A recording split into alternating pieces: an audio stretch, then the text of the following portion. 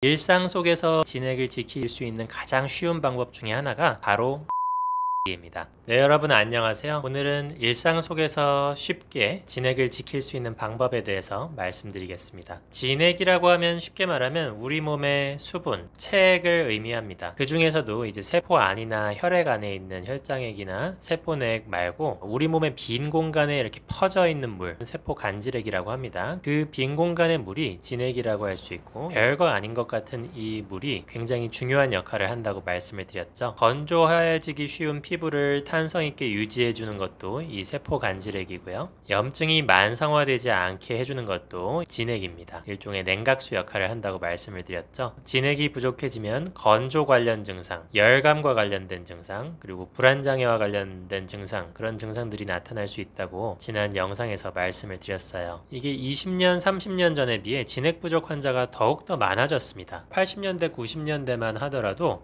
반에서 아토피가 있는 아이가 거의 없었어요. 그런 병이 있는 줄도 몰랐고. 그런데 요즘은 어떻습니까? 아토피 환자도 굉장히 많고, 시대가 바뀌고 음식이 바뀌고 생활 습관이 바뀌면서 병의 양상이 달라졌습니다. 더 건조해지고 더 열감이 나는 쪽으로 바뀌었단 말이에요. 예전에는 저희 선배 한의사들 얘기를 들어보면 열성이 있는 약재들을 훨씬 더 많이 썼는데, 요즘은 그런 약재 쓸 일이 굉장히 줄어들었다. 진액을 채워주고 시원하게 해주는 약재들이 더 필요하다. 최근에 와서는 그런 경향성이 더 강화됐습니다. 예를 들면 제가 초등학교, 중학교 때 반에 에어컨이 없었습니다. 지금 생각해보면 상상이 안 가죠. 한여름에 물론 뭐 방학이 있다고 하지만 방학을 7월 중순쯤에 하는데 에어컨 없이 지냈단 말이에요. 선풍기만으로. 요즘은 여름은 여름대로 냉방 때문에 건조하게 지내고, 겨울은 난방하면서 또 건조하게 지내고, 1년 내내 건조하게 지내요. 특히 한국은 어떻습니까? 여름엔 무지 덥고 겨울엔 무지 춥잖아요. 그러니까 더욱더 건조해지기가 쉬워요. 그래서 더욱더 진액 부족 환자가 많이 오는 것 같습니다. 그리고 이제 인터넷이 발달하면서 이제 볼거리도 많아지고 하니까 사람들 점점 늦게 자고, 24시간 서비스, 경쟁적인 서비스 많아지면서 밤늦게 일하는 사람들 많아지고, 수면 부족해지고, 그러면서 더욱더 진액 부족 환자가 많아졌습니다. 그래서 제가 지난 몇 편의 영상을 통해서 진액이 무엇인지, 그것이 부족해지면 어떤 증상이 나타나는지에 대해서 자세히 설명을 드렸거든요. 그 영상을 아직 못 보신 분들은 여기 옆에 띄워드렸으니까 그 영상을 먼저 보고 오시기 바라고요. 오늘은 제가 지난번에 몇 편의 영상을 올리니까 많은 분들이 이제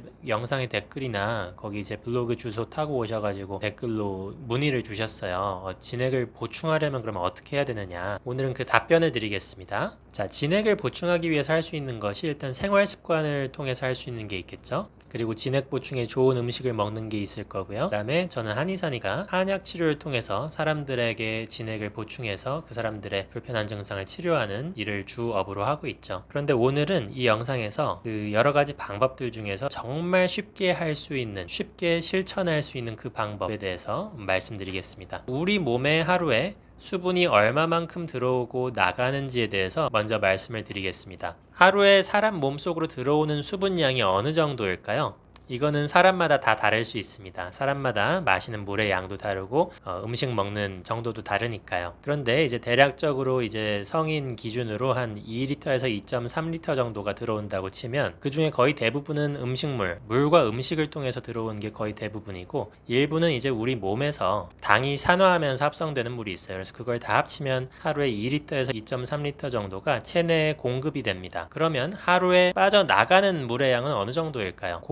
받는 만큼 배출이 됩니다. 우리 몸에서 건강한 몸이라면은 이것을 자동적으로 조절을 해서 공급받는 만큼 배출됩니다. 그러면 수분은 어떤 과정을 통해서 배출이 될까요? 일단은 소변이 있겠죠. 대변을 통해서도 배출이 됩니다. 그래서 막 콜레라 같은 병 걸리면 설사를 너무 많이 해서 탈수가 오게 되기도 하고, 심지어 사망에 이르기까지도 하죠. 물을 잃어버려서. 그 다음에 대소변 외에 땀을 통해서도 수분이 손실됩니다. 자, 그럼 땀, 소변, 대변을 통해서 수분이 손실되는 것 외에 또 다른 경로가 있을까요? 네, 있습니다. 호흡과 피부를 통해서 손실됩니다. 여기서 피부는 땀을 통한 손실을 말하는 것이 아닙니다. 먼저 호흡을 통해서 손실되는 수분은 우리가 숨을 쉴 때 우리 그 기관지가 건조한 공기와 접촉하면서 체내의 수분이 자연 건조 형식으로 배출이 됩니다. 그 다음에 피부를 통한 손실, 좀 전에 말씀드린 땀을 통한 손실 손실하고는 다릅니다. 땀은 땀샘을 통해서 배출이 되는 것이고요. 제가 지금 말씀드리는 피부를 통한 수분 손실은 땀샘을 통한 배출이 아니라 피부를 이루고 있는 그 세포 사이사이 빈틈을 통해서 수분이 건조돼서 빠져나간다는 거예요. 이 피부를 통한 수분 손실은 생리학 교과서에 따르면 하루에 약 350ml에 달합니다. 만약에 심한 화상을 입어서 피부 장벽이 손상이 되면은 그 손실량이 거의 최대 10배에 이를 수도 있어요. 그래서 심한 화상 환자는 탈수를 막기 위해서 링거를 맞아야 되기도 하죠. 그래서 호흡이나 피부를 통해서 손실되는 수분 손실은 우리가 감지하지 못하는 사이에 일어난다고 해서 불감 손실이라고 합니다. insensible loss라고 합니다. 그럼 피부를 통한 수분 손실을 막을 수 있다면 우리 몸의 수분을 더 잘 지킬 수 있겠죠. 그래서 일상 속에서 우리 진액을 지킬 수 있는 가장 쉬운 방법 중에 하나가 바로 로션 바르기입니다. 로션은 지금까지는 우리가 피부 관리를 위해 바른다고 생각해 왔어요. 그래서 피부 관리에 크게 관심이 없는 분들은 잘 안 바르고, 특히 조금 연세 있으신 남성분들은 뭐 그걸 바르냐, 뭐 귀찮다 이러면서 안 발랐는데, 이게 피부의 탄성을 유지하는 것 외에도 우리 몸의 수분을 지키기 위해서라도 로션을 바르는 것이 좋습니다. 로션을 안 바르면 피부의 세포 사이사이로 수분이 계속 증발한다고 보시면 돼요. 로션을 발라줘서 피부 장벽을 만든단 말이에요. 그러면 몸 안에 있는, 우리 몸은 물주머니인데 그 물이 우리의 의도와 상관없이 자꾸 손실되는 것을 막을 수 있겠죠. 제가 어렸을 때만 해도 뭐 샤워하거나 목욕하고 나서 로션 발랐던 기억이 거의 없는데, 요즘은 애들 다 로션 바르거든요. 목욕 끝나고 나면 로션 막 바른단 말이에요. 안 그러면 아토피가 너무 많아졌어요.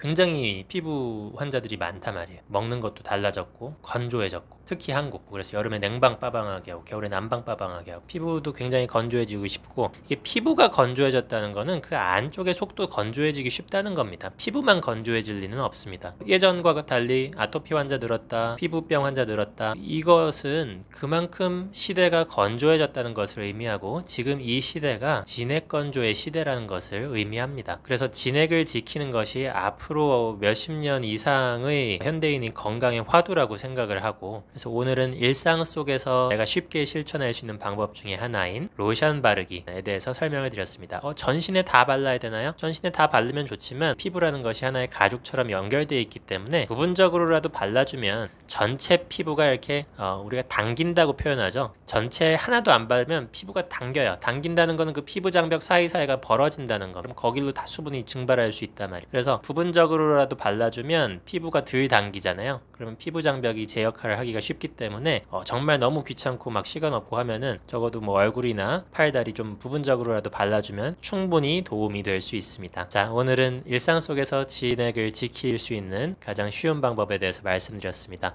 잠실의 진료실에서 위장 튼튼 김상태 원장이었습니다. 감사합니다.